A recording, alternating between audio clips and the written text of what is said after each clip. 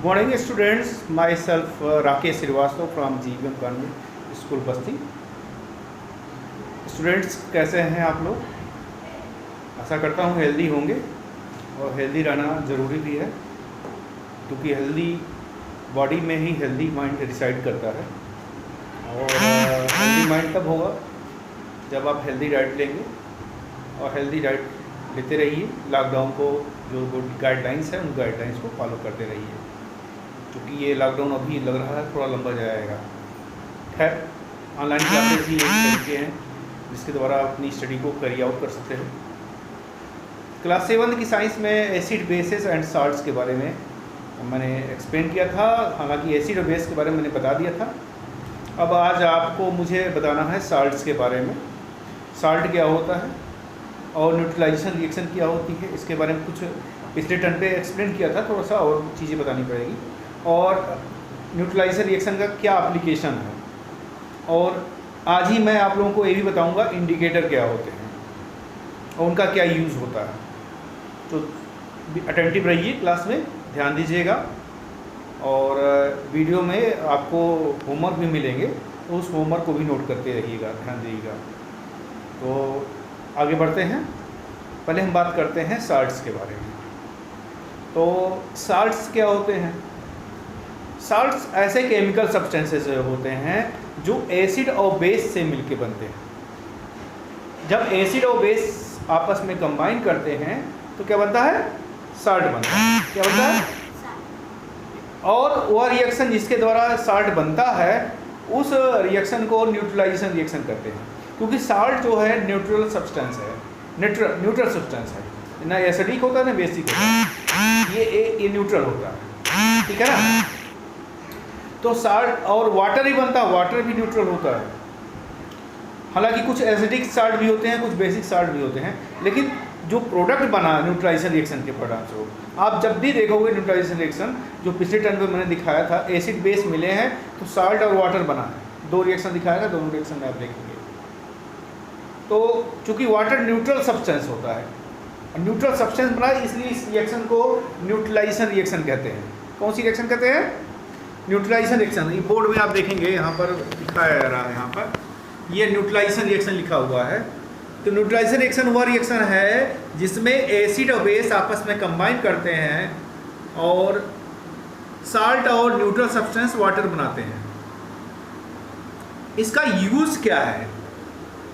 Neutralisation reaction का हमारे daily life में क्या यूज़ है?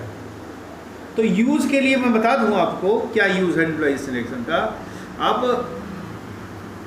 आपको पता होना चाहिए कि जो हमारा स्टमक होता है, मैंने जब डाइजेशन पढ़ा रहा था तो आपको बताया था, स्टमक के अंदर एक जूस, एक एसिड निकलता है, हाइड्रोक्लोरिक एसिड, जो कीटाणु को मार देता है। स्टमक कीटाणु को किल कर देता है, बैक्टीरिया और। तो हमारे जो फूड का मीडियम एसिडिक होता है, लेकिन अगर ज़रूरत ज़्यादा एसिड निकल जाए, ज़रूरत ज़्यादा अगर एसिड स्टमक में सिक्रीट होता है तो एसिडिटी आ जाती है। और ज़रूरत ज़्यादा कब होगा? जब मसालेदार चीज़ें ज़्यादा खाएंगे या ज़रूरत ज़्यादा चीज़ें खाएंगे तो एसिडिटी होता है कि नहीं होता? खट्टे ढका रहते हैं। तो ये स्टमक में हाइड्रोक्लोरिक एसिड की मात्रा ज़्यादा बढ़ जाती है। उस समय हम एक बेस देते हैं, उस बेस का नाम है, ध्यान दीजिएगा, मैग्नीशियम हाइड्रोक्साइड, जिसे मिलकर आप मैग्नीशिया कहा था आपको, या इनो देते हैं। तो इनो या मिल्क ऑफ मैग्नीशिया जो होता है, मैग्नीशियम क्लोराइड, ये मैग्नीशियम हाइड्रोक्साइड, ये इससे रिएक्शन करता है। चूंकि मैग्नीशियम हाइड्रोक्साइड बेस है, आपने फार्मूला लिखा होगा, और हाइड्रोक्लोरिक एसिड है, एसिड बेस मिलते हैं तो न्यूट्रल हो जाता है। तो वहाँ न्यूट्रलाइजेशन हुआ कि नहीं हुआ? जब एसिड बेस मिलते हैं तो क्या होता है? न्यूट्रल सब्सटेंस बनता है। तो ये रिएक्शन कुछ ऐसे होती है, जैसे मान लीजिए स्टमक है, ये देखिएगा रिएक्शन कैसे होती है। ये हमारे पेट में एक एसिड निकला, HCl, देखिए HCl निकला जो हमारे पेट से रहता है, और मैग्नीशियम हाइड्रोक्साइड MgOH ट्वाइस, ये बेस है। ये HCl एसिड है और ये बेस है। ये रिएक्शन करते हैं तो ध्यान दीजिएगा, मैग्नीशियम क्लोराइड बन जाता है, एक साल्ट है, और H2O बनता है, वाटर, ये साल्ट है, और ये वाटर बन गया। तो देखिए न्यूट्रल सब्सटेंस बन गया, साल्ट और वाटर बन गया। यहाँ न्यूट्रलाइजेशन रिएक्शन हो रहा कि नहीं हो रहा है, क्योंकि न्यूट्रल सब्सटेंस बन रहा है। तो ये यूज है न्यूट्रलाइजेशन रिएक्शन का। वैसे ही जैसे बहुत से लोग किसान होते हैं जिनको पता नहीं होता कि हमारी मिट्टी कैसी है, खेत की, तुम्हारी पता भाई, खेत की मिट्टी लोगों को पता नहीं होती है, वो एसिडिक मिट्टी है कि बेसिक मिट्टी है। तो किसान बार बार फसल को बोता है, और फसल को बोता है तो उसका प्रोडक्शन उतना अच्छा नहीं होता है, फसल उतनी अच्छी नहीं आती है, क्योंकि किसान को पता नहीं होता है कि हमारी मिट्टी कैसी है। तो कोई भी किसान सफल वही है जिसको पता हो कि हमारी मिट्टी कैसी है, सॉइल कैसी है। न्यूट्रल सॉइल होगी, ध्यान दीजिएगा, न्यूट्रल सॉइल होगी तभी वहाँ प्रोडक्शन अच्छा होगा फसल का। अगर एसिडिक हो गई या बेसिक हो गई तो वो सॉइल अच्छी नहीं मानी जाती है। तो अगर एसिडिक सॉइल है, मतलब आपकी सॉइल में जहाँ आपने प्लांट ग्रो कराया है वहाँ एसिड ज़्यादा है उस मिट्टी में, तो उसको न्यूट्रल कर दें तो मिट्टी अच्छी हो जाएगी, नहीं हो जाएगी। एसिडिक सॉइल है तो उसमें अगर मिट्टी उसको हम न्यूट्रल बनाना चाहते हैं तो एसिडिक में क्या कर दें कि बेस डाल देना, तो बेस में वहाँ पर जानते क्या है, उसमें पोटास डालते हैं, यूरिया डालते हैं, तो उस एसिडिक मिट्टी को न्यूट्रल कर देते हैं, या चूना डाल देते हैं, तो उस मिट्टी को न्यूट्रल कर देता है किसान। क्योंकि मिट्टी एसिडिक थी, उसमें यूरिया डाल दिया, पोटास डाल दिया, जिससे वो मिट्टी जो है कैसी हो गई, अच्छी हो गई, न्यूट्रल हो गई। और न्यूट्रल मिट्टी ही उपजाऊ होती है। अच्छा, अगर मिट्टी हमारी वो बेसिक है, बेस ज़्यादा है मिट्टी में, तो हमको कोई एसिड डालना पड़ेगा। तो एसिड डाला जाता है उसमें, क्या करते हैं उसमें एसिड डालते हैं किसान। एसिड जो है उसमें वो सल्फर डालते हैं, ये जो आता है फर्टिलाइज़र जो आता है, फर्टिलाइज़र वगैरह डाल देते हैं इसमें, सल्फर रिच फर्टिलाइज़र, ठीक है। तो यही सब डालते हैं। यानी मिट्टी को न्यूट्रल करने के लिए ज़रूरी है कि उसमें मिट्टी जाने हम है कैसी है, वही किसान सफल है जो जान जाए कि हमारी मिट्टी कैसी है। उसके लिए टेस्टिंग लैब होता है, टेस्टिंग लैब में बताता है कि मिट्टी एसिडिक है कि बेसिक है कि न्यूट्रल है, और न्यूट्रल सबसे अच्छी होती है। अब वो तो टेस्ट करने पर चलेगा ना। नेक्स्ट, अब अगला जो मुझे बताना था, साल्ट क्या है। साल्ट जो है ये आपको बोर्ड की तरफ ले चलूँगा मैं। ये साल्ट मैंने बताया कि साल्ट कब बनता है, जब एसिड और बेस आपस में कंबाइन करते हैं तो साल्ट बनता है, न्यूट्रलाइजेशन रिएक्शन के परिणामस्वरूप। इसका यूज़ क्या है, जैसे एक बहुत ही पॉपुलर साल्ट है जिसे टेबल साल्ट कहते हो, जो नमक होता है, सोडियम क्लोराइड एक साल्ट है, इसका फार्मूला होता है NaCl। सोडियम क्लोराइड इसका फार्मूला है NaCl। दूसरा है सोडियम बाइकार्बोनेट, जिसे बेकिंग सोडा कहते हैं, या मीठा सोडा। मीठा सोडा या बेकिंग सोडा होता है, ये खाना बनाने में यूज होता है, और इसका फार्मूला है NaHCO3। ऐसी बेकिंग पाउडर भी कहते हैं। ब्रेड वगैरह जो बनता है वहाँ पर यूज़ होता है, डोसा वगैरह बनता है तो उसमें इसको यूज करते हैं। कॉपर सल्फेट जो है ये CuSO4 इसका फार्मूला है, CuSO4। कॉपर सल्फेट ये कीड़े मारने की दवा बनाई जाती है, इससे कीड़े वगैरह मारने की दवा जो होती है उसमें डाला जाता है। अगर कोई कीड़ा काट लिया है तो कॉपर हाइड्रोक्साइड उसका चूने का लेप लगाइए तो वो ठीक हो जाता है, क्योंकि वो बेस होता है। फिर आता है कैल्शियम क्लोराइड। कैल्शियम क्लोराइड एक तरह का बेस है, एक तरह का साल्ट है, जो कि यूज करते हैं फूड प्रिजर्वेटिव में। जैसे भोजन को सुरक्षित रखना है तो कैल्शियम क्लोराइड डाल दो उसमें, इस तरह का साल्ट डाल दो तो वो फूड लंबे समय तक सेफ रहता है। Calcium chloride CaCl3। अगला है सिल्वर नाइट्रेट। सिल्वर नाइट्रेट का यूज़ जितने ज्वेलर्स होते हैं वो ज्वेलर्स वगैरह यूज करते हैं, उसमें जो चांदी पर पॉलिश करना होता है तो इसी का घोल आता है सिल्वर नाइट्रेट का, इसी में डिप कर देते हैं चांदी को, चांदी सफ़ेद हो जाता है, मतलब क्लियर हो जाता है, जो कालापन है खत्म हो जाता है सिल्वर नाइट्रेट डालने पर।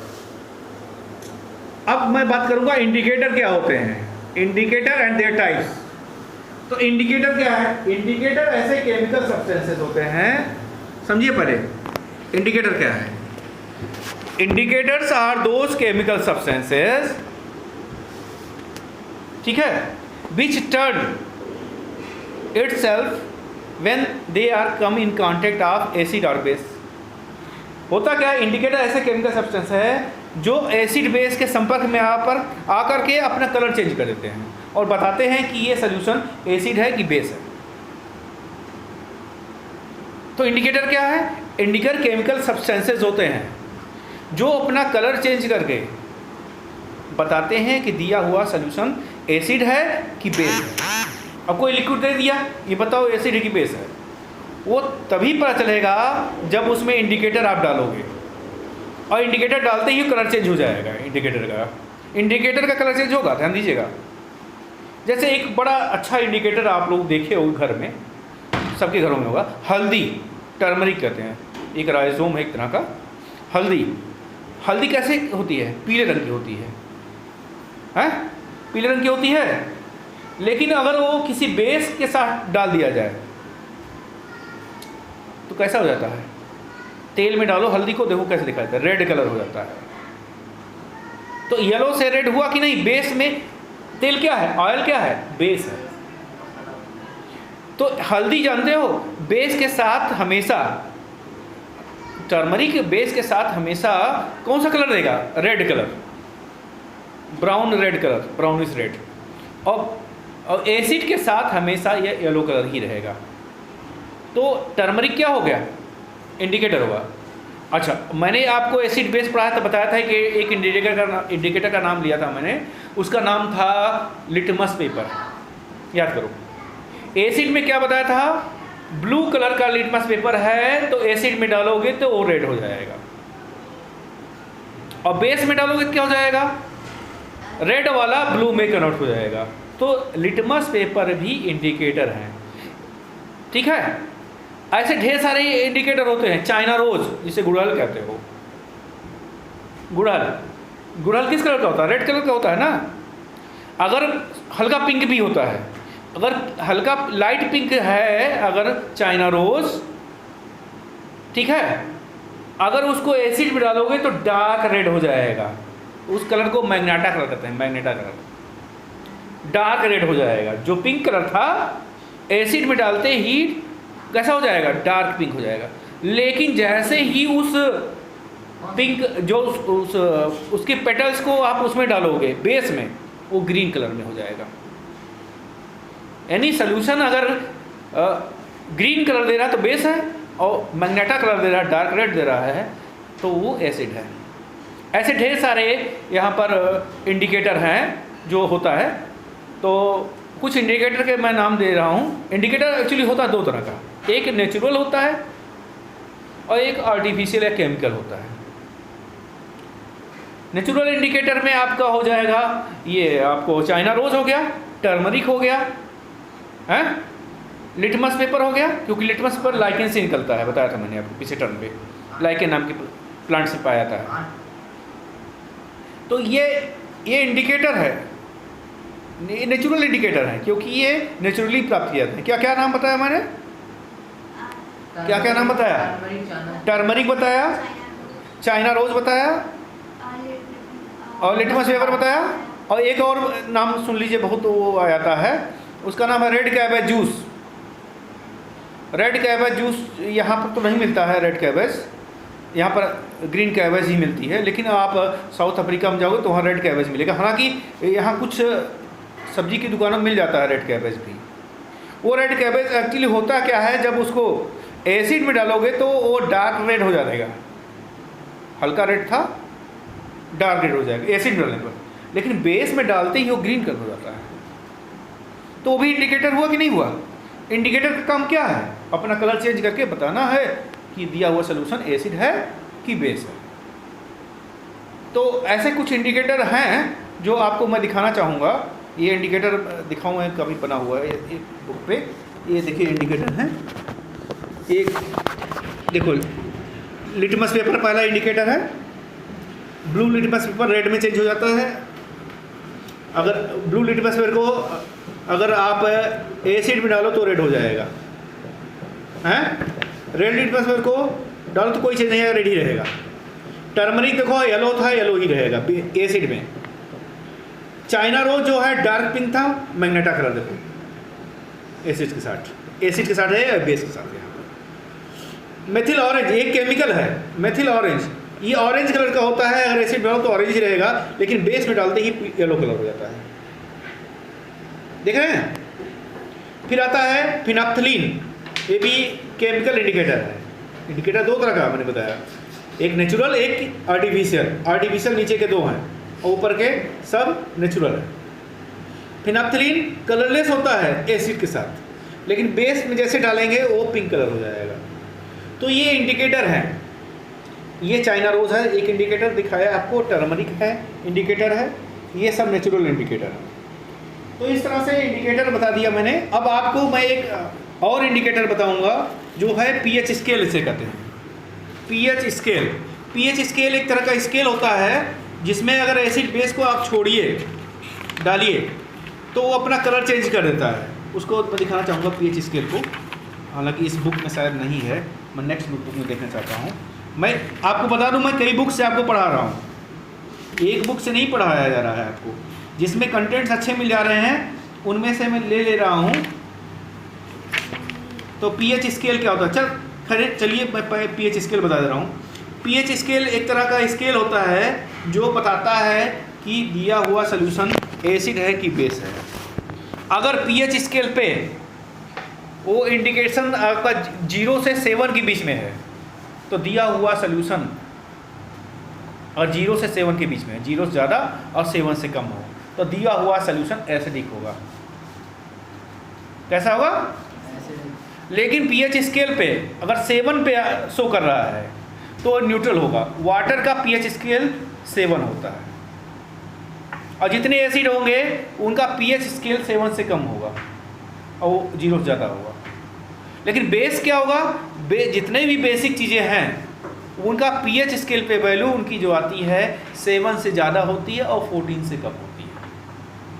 7 से ज़्यादा basis has pH scale more than 7 and less than 14। तो पीएच स्केल एक तरह का स्केल होता है। जब आप लिक्विड को डालोगे, अगर वो एसिड है तो 0 से 7 के बीच में आएगा, अगर वो बेस है तो 7 से ज़्यादा 14 से कम आएगा, और 7 पे न्यूट्रल रहेगा। हमारे ब्लड का पीएच स्केल 7.2 होता है।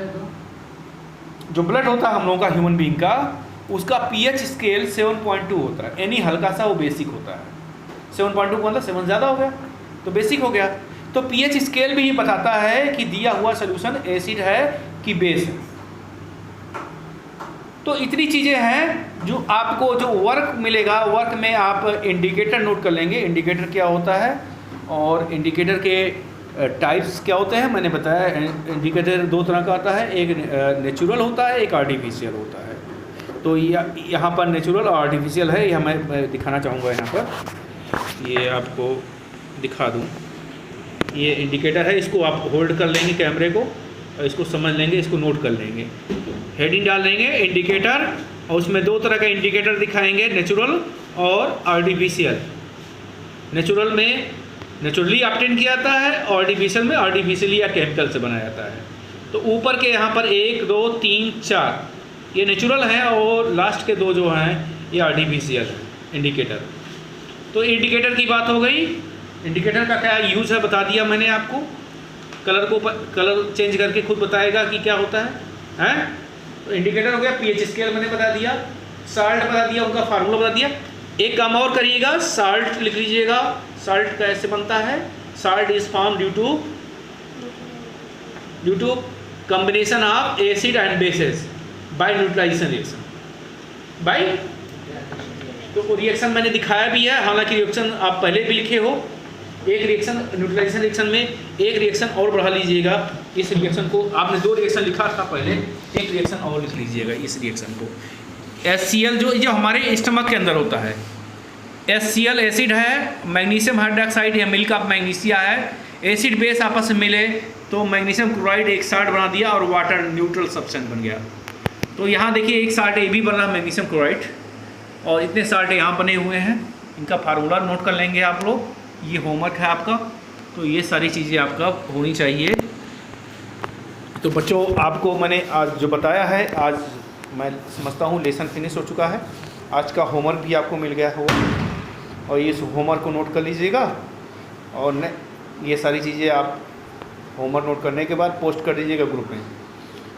लेक्चर जितना था इस लेसन का लेक्चर लगभग फिनिश हो चुका है, सारी चीज़ें क्लियर हो चुकी हैं। एक्सरसाइज जब आएगा नेक्स्ट टर्न पे उसके बारे में बात करेंगे। तो होमवर्क आपको दे दिया गया है, आप पूरा कर लेंगे। तब तक के लिए best of luck. Thank you.